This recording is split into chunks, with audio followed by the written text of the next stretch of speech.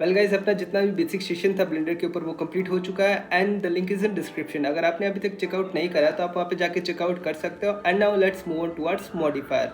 But before that मैंने आपको अभी तक इंसेट के बारे में भी नहीं बताया, तो मैं आज की इस वीडियो में इंसेट के बारे में कवर करूंगा एंड मैं आज आपको एरे मॉडिफायर के बारे में बताने वाला हूँ कि वो किस तरीके से वर्क करता है, उसमें फैक्टर्स क्या होती हैं, वो किस तरीके से वर्क करती हैं। सो बिना टाइम वेस्ट किए स्टार्ट करते हैं। इंसेट बेसिकली किसी ऑब्जेक्ट का जो फेस है उसी को डुप्लीकेट करके उसी फेस में यूज किया जाता है। अभी आप देखो, मैं अभी ऑब्जेक्ट मोड में हूँ एंड मेरे पास में ये क्यूब है। मैं टैब प्रेस करके एडिट मोड में चले जाऊंगा एंड 3 प्रेस करके मैं फेस सिलेक्शन पे आ जाऊंगा। सो मैं अपर वाला जो फेस है उसको सिलेक्ट कर लेता हूँ एंड कीबोर्ड पे जैसे ही मैं आई प्रेस करूंगा तो ये एक इंसेट क्रिएट होगा।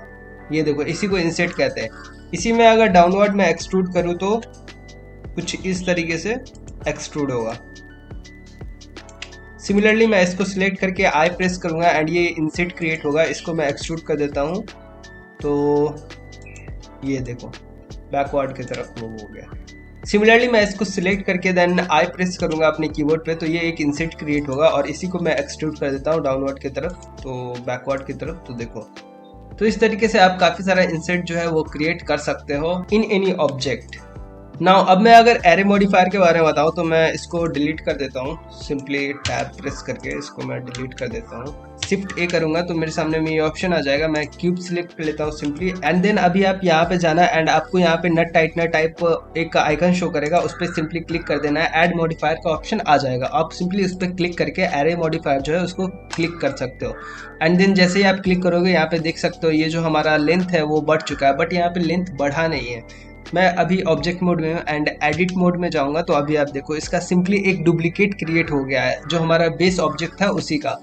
और जैसे जैसे मैं यहाँ पे काउंट एरे मॉडिफायर में करते जाऊंगा वैसे वैसे यहाँ पे जो है ऑब्जेक्ट का डुप्लीकेट क्रिएट होते जाएगा। अभी मेरा 9 पे है तो 9 ऑब्जेक्ट है यहाँ पे, और वहीं अगर मेरा 10 पे है तो यहाँ पे 10 ऑब्जेक्ट क्रिएट हो गया है मॉडिफायर में। सो सिंपली एरे मॉडिफायर जो है वो किसी स्टेयर या फिर कोई फेंसिंग वगैरह है तो उसी को बनाने के लिए यूज़ किया जाता है काफ़ी ज़्यादा, और उसमें काफ़ी अच्छा ट्रांसफॉर्मेशन भी किया जाता है। वेल अब जो ये आप कॉन्टेक्स्ट मेन्यू देख रहे हो मॉडिफायर का, इसको मैं 1 बाय 1 करके डिस्क्राइब करता हूँ। तो सबसे पहला ये जो है ये लोगो हो गया या फिर आप आइकन कह सकते हो किसी एरे मॉडिफायर का। तो एरे मॉडिफायर का सिंपली ऐसा आइकन होता है। एंड अभी आपके सामने में जो सेकंड ऑप्शन है, सेकंड ऑप्शन क्या करता है, अभी अगर मैं इस ऑब्जेक्ट को एडिट करूँ तो मैं सिंपली 1 पे क्लिक करके वर्टेक्स मोड पे चले जाता हूँ और यहाँ पे जाकर के एडिट करता हूँ तो देखो चेंजेस तो होगा सारे मॉडिफायर में, बट यहाँ पे इशू क्या है, इशू यही है कि मैं सिंपली बस बेस क्लास को एडिट करके सारे में चेंजेस कर सकता हूँ। मीन्स मेरा जो बेस वाला ऑब्जेक्ट है जो हमारा सबसे पहला रियल ऑब्जेक्ट है उसी को बस मैं चेंजेस कर सकता हूँ।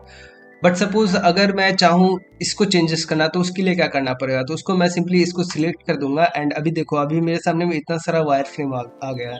अब मैं सिंपली इस वर्टेक्स को सिलेक्ट करता हूँ एंड देन जी करता हूँ तो ये देखो इस तरीके से ट्रांसफॉर्मेशन अब मैं क्रिएट कर सकता हूँ। सिंपली ये वाला जो आइकन है ये किसी मॉडिफायर के आइटम में भी चेंजेस करने के लिए यूज़ किया जाता है।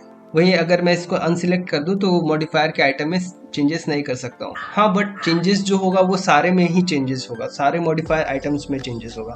तो मैं सिंपली इसको बैक कर लेता हूँ वापस अपने रिसेट पोजीशन पे, आई मीन रिसेट ट्रांसफॉर्मेशन पे।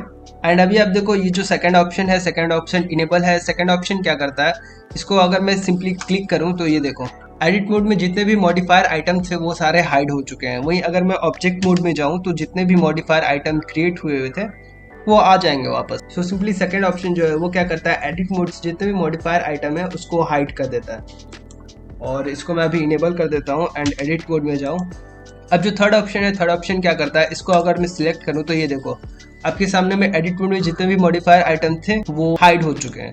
वही अगर मैं अब ऑब्जेक्ट मोड में जाऊँ तो ऑब्जेक्ट मोड में भी जितने सारे आइटम क्रिएट हुए थे वो भी शो नहीं कर रहे थे। सो सिंपली थर्ड ऑप्शन जो है, थर्ड ऑप्शन क्या करता है कि edit mode as well as object mode दोनों ही मोड से मॉडिफायर आइटम को हाइड कर देता है। सो मैं इसको सिलेक्ट कर लेता हूँ ताकि मैं मॉडिफायर में चेंजेस कर सकूँ।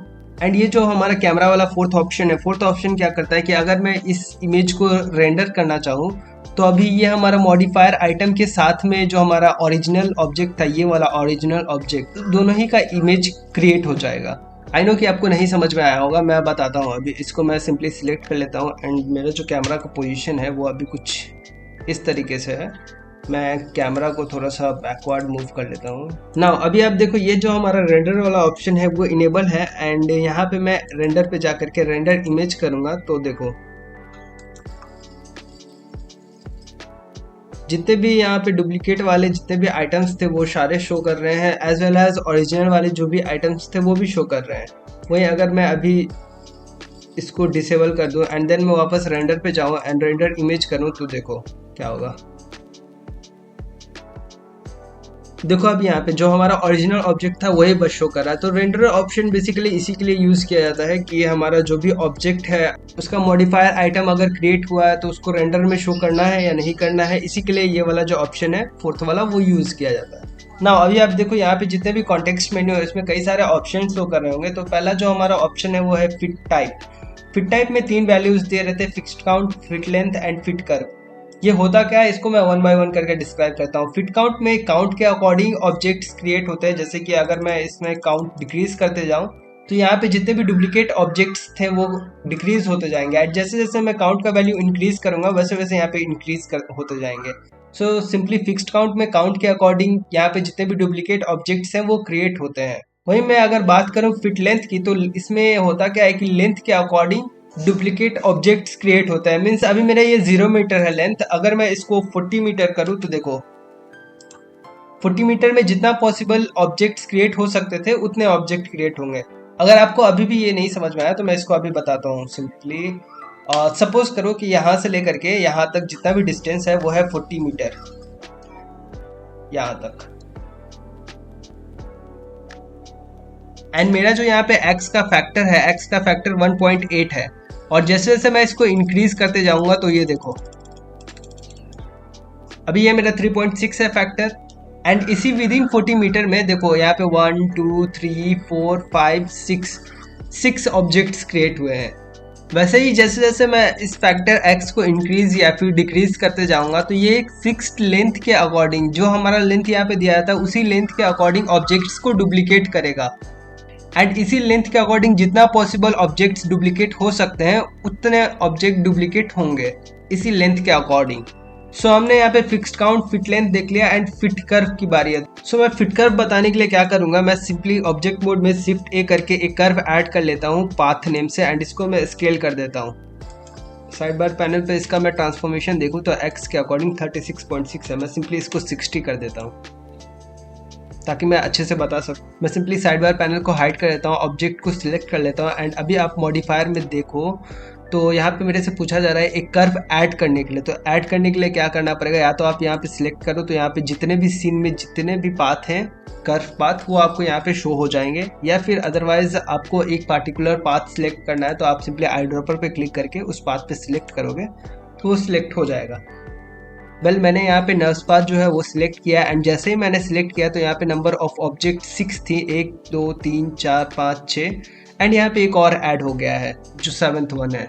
ऐसा क्यों हुआ ये मैं आपको बताता हूँ। देखो यहाँ पे होता क्या है, मैंने जो कर्व लिया था उसका लेंथ है 60 मीटर एंड उसका ओरिजिन सेंटर है। तो सेंटर से लेकर के 60 मीटर में जितने भी ऑब्जेक्ट क्रिएट होंगे वो यहाँ पे शो करते हैं। जैसे जैसे यहाँ पे फैक्टर x को डिक्रीज करते जाऊंगा वैसे देखो 60 मीटर के रेंज में जितने भी ऑब्जेक्ट क्रिएट हो सकते थे वो यहाँ पे शो कर रहे हैं। मैं अब अगर रिलेटिव ऑफसेट की बात करूँ तो रिलेटिव ऑफसेट में क्या होता है कि जो हमारा डुप्लीकेट ऑब्जेक्ट्स होता है उसका या तो डायरेक्शन या फिर दोनों के बीच में गैप देने के लिए यूज किया जाता है। मीन्स मैं अभी दिखाऊं तो मेरा x डायरेक्शन में 1 है यहाँ पे, तो मैं यहाँ पे y डायरेक्शन में 1 कर देता हूँ एंड x डायरेक्शन में 0 कर देता हूँ। देखो अभी अब y डायरेक्शन में जितना भी हमारा x डायरेक्शन में डुप्लीकेट ऑब्जेक्ट था वो सारा मूव होकर के y डायरेक्शन में हो गया। वहीं अगर मैं z डायरेक्शन में 1 करूँ एंड y डायरेक्शन में 0 करूँ तो देखो क्या होगा, ये पूरा परपेंडिकुलरली खड़ा हो गया है। तो इस तरीके से आप इसमें एंगल में चेंजेस कर सकते हो यूजिंग फैक्टर रिलेटिव ऑफसेट का। देखो एक लैडर टाइप का बन गया है यहाँ पे। मैं सिंपली y में 1 एंड z में 1 दिया हूँ। तो वही मैं अगर इसको और ज्यादा इंक्रीज करूँ तो देखो बीच में गैप क्रिएट होते जाएगा। इसको मैं सिंपली अभी 0 कर देता हूँ एंड y डायरेक्शन की जगह x डायरेक्शन ले लेता हूँ, इसको मैं 0 कर देता हूँ। नाउ देखो मैं फैक्टर x में जैसे जैसे वैल्यूज बढ़ाते जाऊंगा वैसे वैसे यहाँ पे बीच में गैप जो है वो क्रिएट होते जाएगा। रिलेटिव ऑफसेट को मैं और ज्यादा अच्छे से बताऊं तो मैं क्या करूँगा, यहाँ पे काउंट जो है उसको मैं 0 कर देता हूँ अभी के लिए एंड ऑब्जेक्ट मोड में चले जाता हूँ। इसको थोड़ा सा ज्यादा जूम कर लेता हूँ ताकि आपको अच्छे से बता सकूं। एंड यहाँ पे मेरे क्यूब का जो लेंथ ब्रेथ हाइट है वो है 2 बाई 2 बाई 2 के फॉर्म में।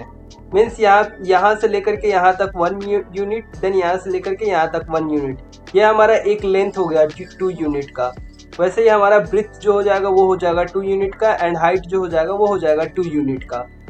नाउ अब मैं क्या करता हूँ, साइड बार पैनल को हाइड कर देता हूँ एंड वापस काउंट जो है उसको मैं 10 कर देता हूँ। सो यहाँ पे देखो इतना सारा गैप आ रहा है, मैं फैक्टर जो है वो 1.5 कर देता हूँ सिंपली। अब देखो अब ये इतना सारा गैप दे रहा है। यहाँ पे मेरे क्यूब का जो बाउंडिंग लेंथ है वो क्या है 2, एंड यहाँ पे फैक्टर x कितना है 1.5। अगर मैं इसको मल्टीप्लाई कर दूं तो आएगा 3। तो बेसिकली यहाँ पे 3 यूनिट का गैप हो रहा है। वेल इसमें जो डिस्टेंस है वो सेंटर से कैलकुलेट किया जाता है, मीन्स ओरिजिन से। तो यहाँ से यहाँ तक का डिस्टेंस हो गया 3 यूनिट।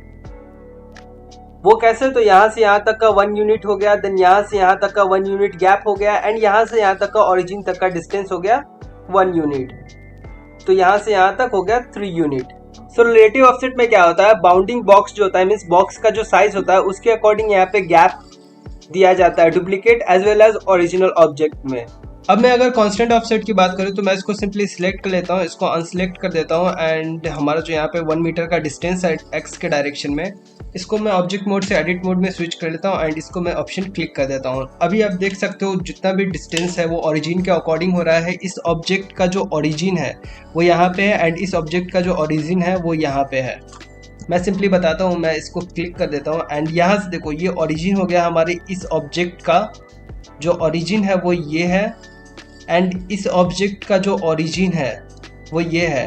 तो इस दोनों के बीच में कितना का डिस्टेंस हो रहा है, इस दोनों के बीच में 1 मीटर का डिस्टेंस हो रहा है। तो इसी डिस्टेंस के अकॉर्डिंग यहाँ पे ऑब्जेक्ट क्रिएटेड है। अगर वही मैं इसको डिस्टेंस को 2 मीटर कर दूं तो देखो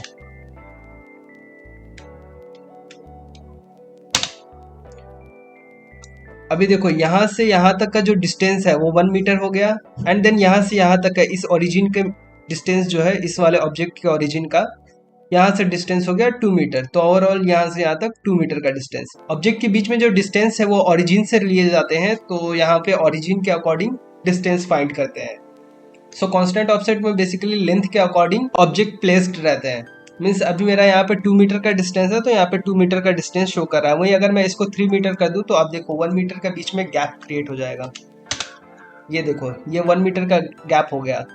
ये हो गया आपका इसका ओरिजिन, देन इसका ओरिजिन, यहाँ से यहाँ तक का 1 मीटर डिस्टेंस, देन यहाँ से यहाँ तक का 1 मीटर डिस्टेंस, एंड यहाँ से यहाँ तक का 1 मीटर डिस्टेंस। ओरिजिन से यहाँ पे डिस्टेंस फाइंड किए जाते हैं। तो इसका पूरा होल हो गया 3 मीटर का डिस्टेंस। सॉरी। तो इस तरीके से कांस्टेंट ऑफसेट जो है वो वर्क करता है। वेल अब मैं बात करने वाला हूँ ऑब्जेक्ट ऑफसेट के बारे में। ये थोड़ा सा इंटरेस्टिंग पार्ट है। इंटरेस्टिंग पार्ट इसलिए है क्योंकि इसमें हम अनदर ऑब्जेक्ट का यूज करके पहले वाले ऑब्जेक्ट में ट्रांसफॉर्मेशन करते हैं। मीन्स मैं हूँ अभी एडिट मोड में एंड टैब प्रेस करके चले जाऊंगा ऑब्जेक्ट मोड में एंड मैं साइड बार पैनल को हाइड कर देता हूँ।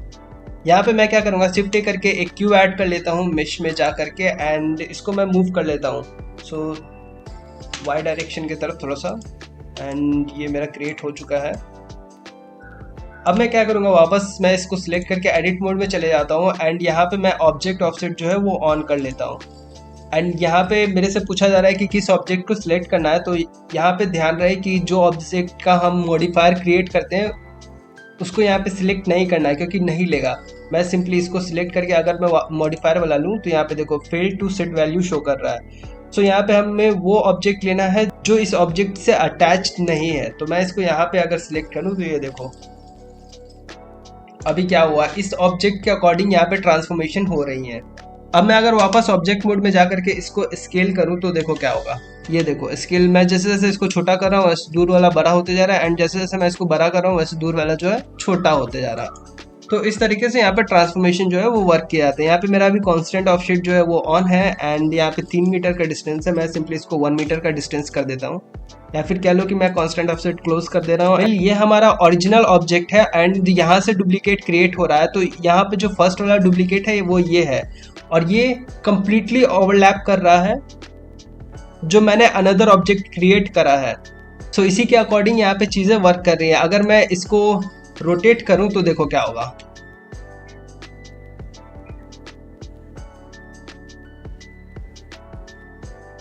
मैं यहाँ पे अनदर ऑब्जेक्ट को रोटेट कर रहा हूँ बट यहाँ पे ट्रांसफॉर्मेशन हो किस में रहा है, पहले वाले ऑब्जेक्ट में। सो इसको मैं अगर रोटेट करूँ अकॉर्डिंग टू जी डायरेक्शन तो देखो